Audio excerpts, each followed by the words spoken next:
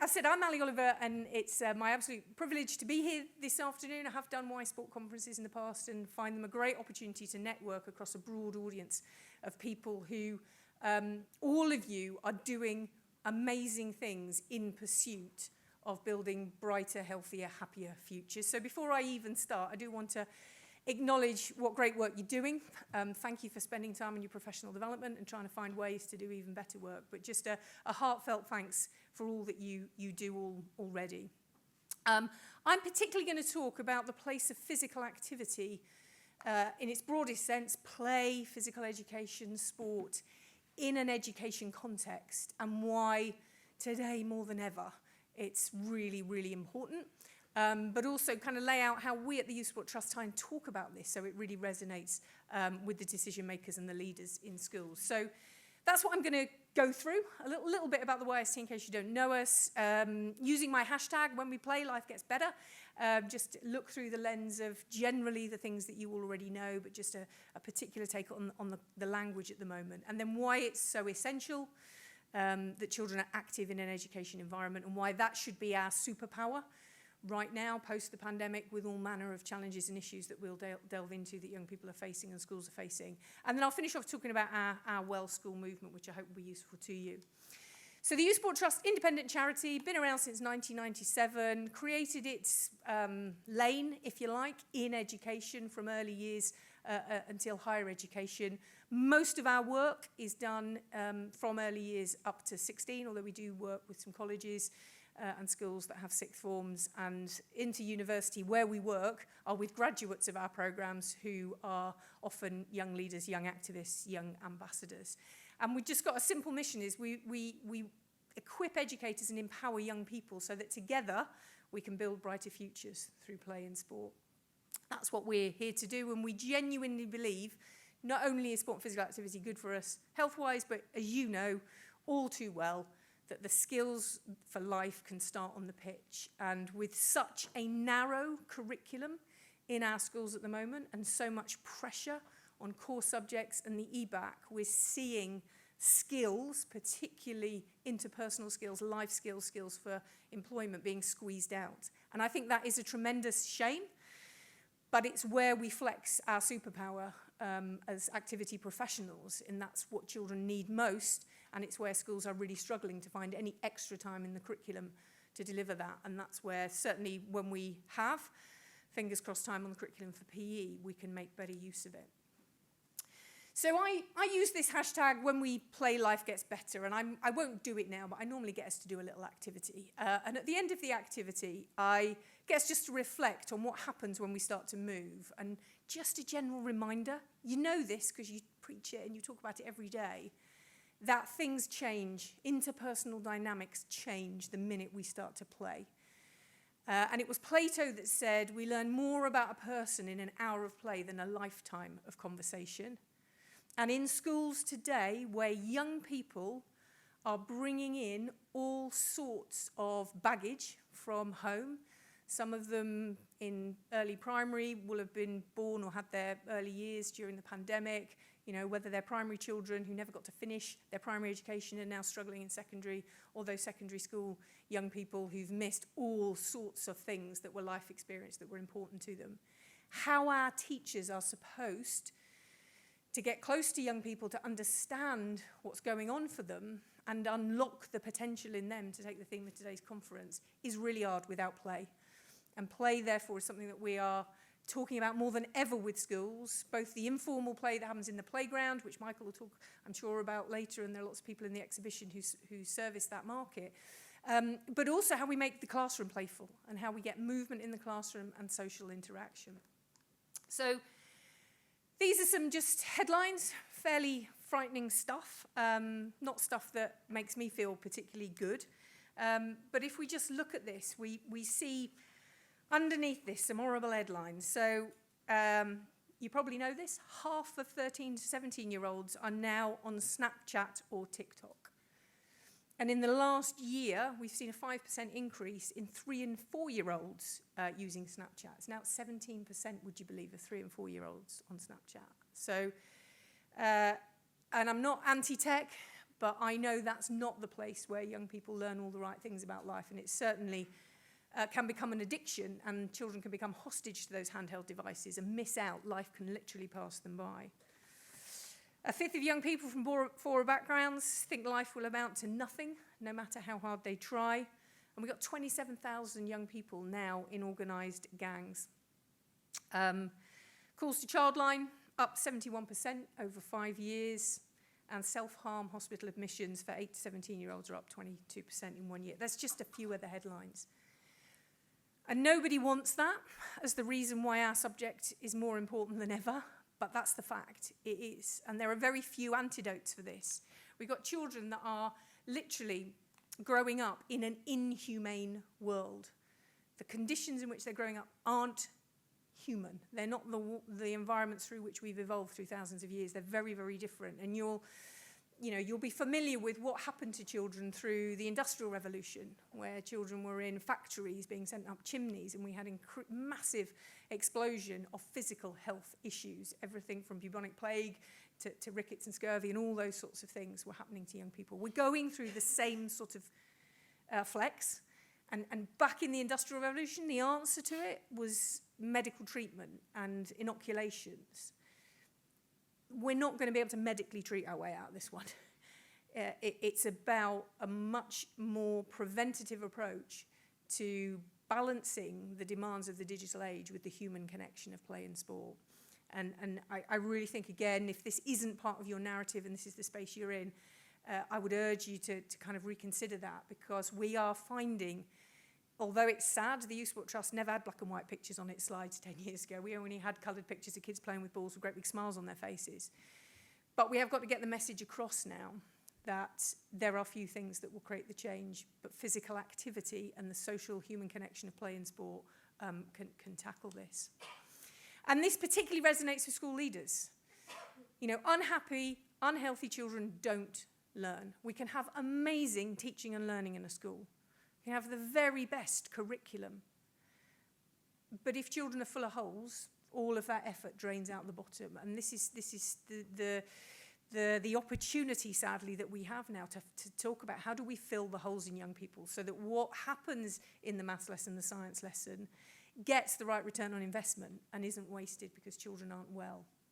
And for us at the Youth Sport Trust, that means physical education has to provide a fundamentally different service. I was a PE teacher, I'm going to acknowledge that, get that one out there, but trained 30, 35 years ago. The national curriculum is broad enough to allow teachers to think differently, to make the step change from when I was teaching, when I was probably serving less than 20% of the girls and boys that I taught because I was focused on the teams and those with ability. And now the role of a PE teacher is absolutely on the rest of the young people, not those young people, and not our top priority. Got a number of schools that we're working with have changed the name of PE. They see it as a tarnished brand. It's got such a stigma attached to it that they're now talking about curriculums for well-being and personal development, and that's delivered through physical activities, plays, and sport. And to that end, this is our attempt at what we're doing at the Trust to try and tackle this. We've got a strategy, a 13-year strategy from last year to 2035. That's a period from which a child enters reception to when they'll leave school.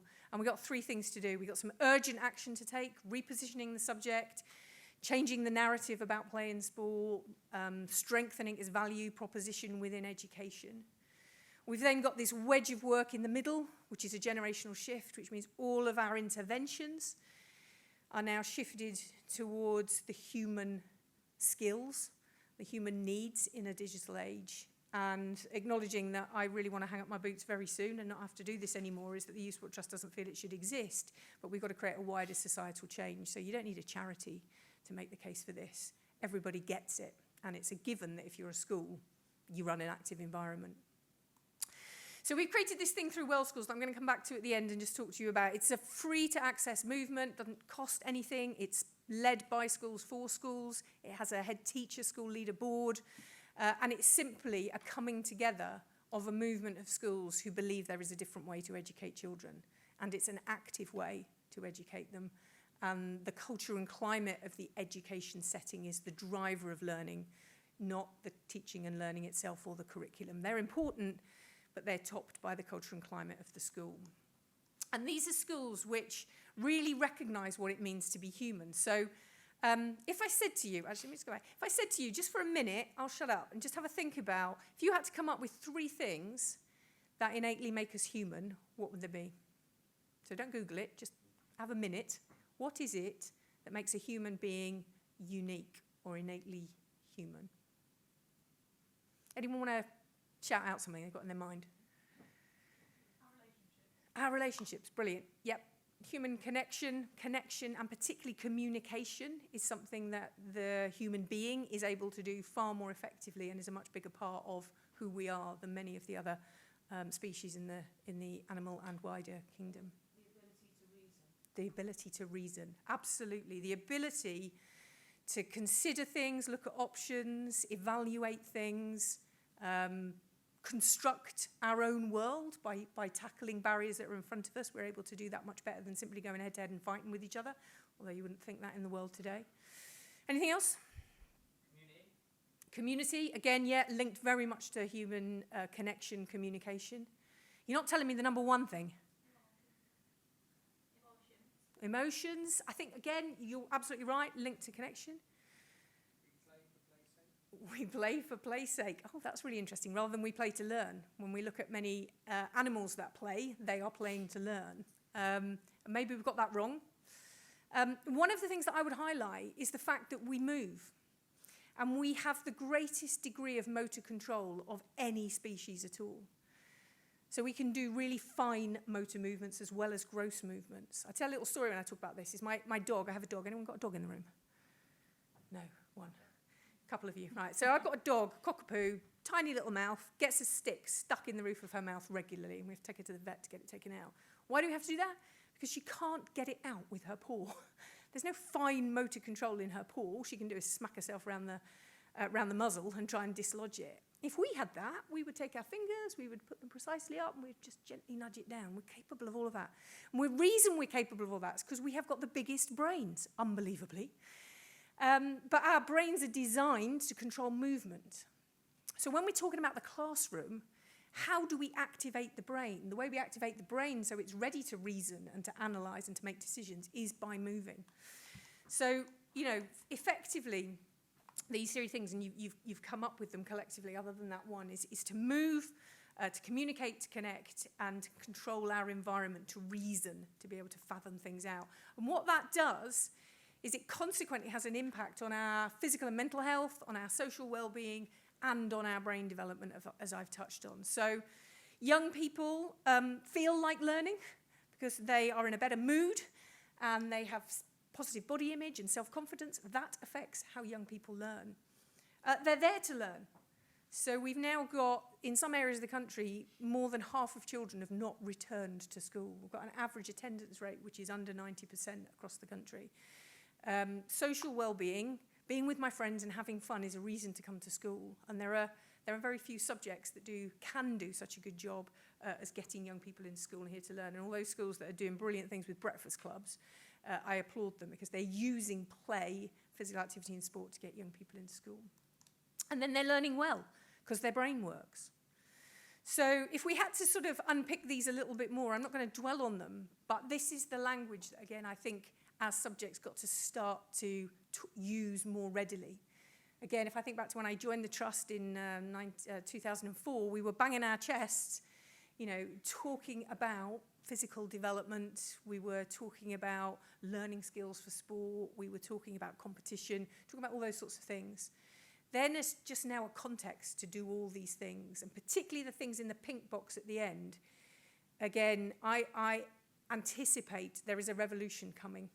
We understand what impacts on dementia in the elderly, and if people suffer from dementia, first thing they're told is to get moving, get walking. It's not do Sudoku crosswords, it's get moving. Because that movement fires up the neurons in the brain and allows those neural connections to establish. We don't talk about that in terms of children, not enough anyway. So just to finish then, just bring you back to this urgent action, this creation of a well school movement. It has 3 pillars. Well-led, which is about the leadership culture of the school. And does this start at the top or does it start in the PE department? Or does this start with the midday supervisor looking at the playground. No, it needs to start right at the top. So well schools will have a leader, a senior leader in charge of well-being. We then in the middle talk about prepared, which is about a real shift in the focus of physical education and the physical activity levels across the whole school. So at a very simple level, you know, the growth of the Daily Mile is a great example of that. When Elaine Wiley started, it was a realisation that children needed to move more in order to learn well. But it's going much further beyond that. And you know, whether a PE department decides to change its name to a Department of Wellbeing and Personal Development is up to them, but the curriculum has to change. And then the last block is well equipped, is about enrichment and that balance to the narrowness of the core curriculum. And we're doing quite a lot of work with all political parties at the moment about the importance of an extended school day and the need for the next government to get a grip of the inequalities that we see in young people's social and cultural capital, as well as their performance in school, is as a direct result of the amount of enrichment that children from more advantaged backgrounds are getting as opposed to disadvantaged. And every child should have an enriching education experience.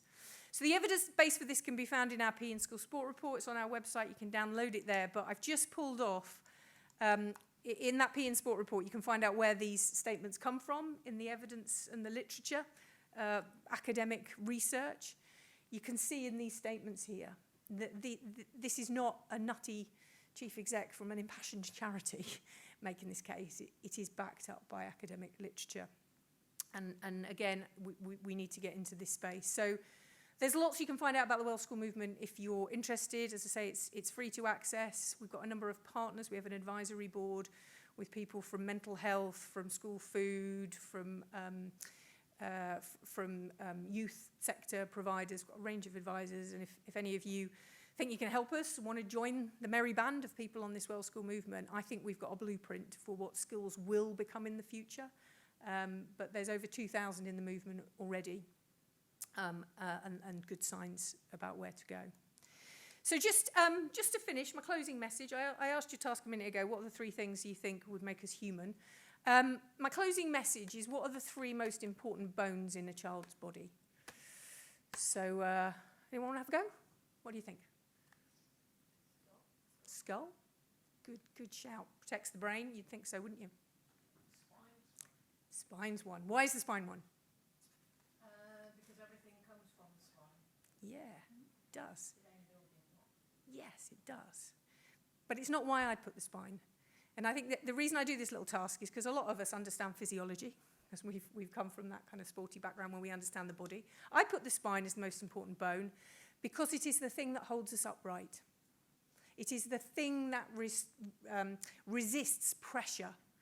If our children need anything more right now, they need backbone.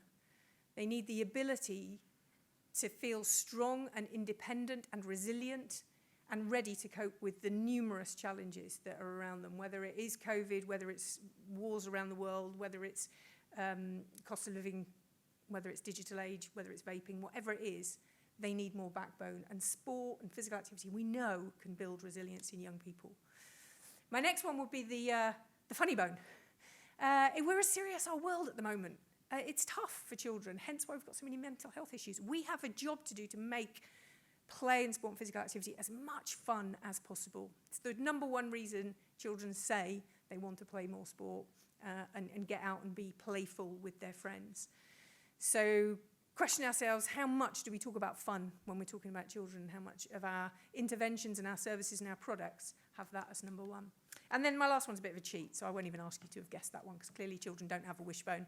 But if they did, that would be the 3rd most important bone, the bone that gives them hope, aspiration and ambition for the future.